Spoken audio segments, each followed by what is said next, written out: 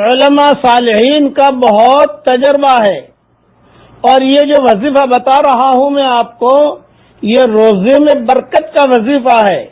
جس کو بھی بتایا الحمدللہ بہت فائدہ ہوا، بلکہ ایک آدمی ایسا تھا کہ جس نے 1000 کے نوٹ زندگی میں کبھی نہیں گنے تھے، 1000 کے نوٹ اس نے گنے نہیں تھے، اسے بھی وظیفہ بتایا گیا تو الحمدللہ اب اس وقت میں کروڑ پتی ہے۔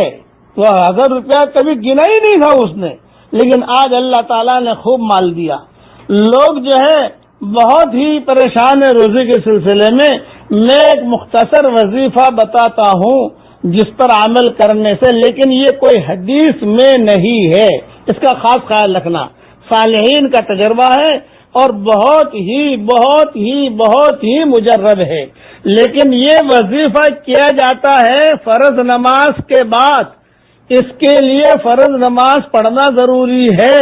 فرض نماز کے بعد 2 منٹ کا وظیفہ ہے، وہ کر لیجئے، اللہ تعالیٰ آپ کے روزے میں خوب برکت دے گا۔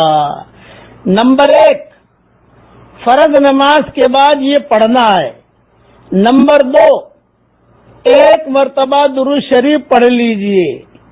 نمبر 3، 7 مرتبہ لإلاف قریش پڑھ لیجئے۔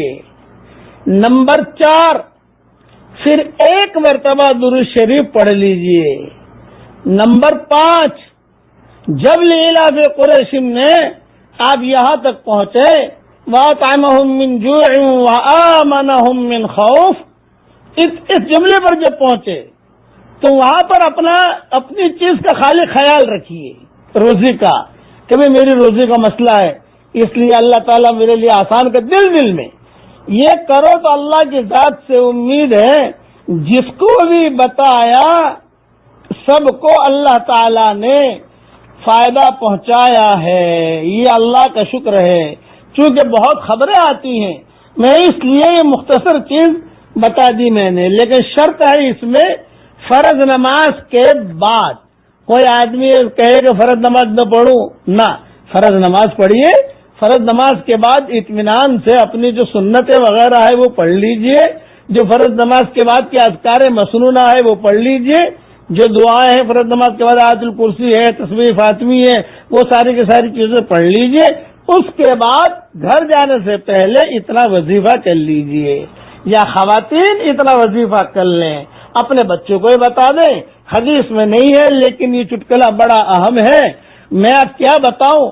اس وظیفے سے کئی غریب بادشاہ بھی بنے ہیں۔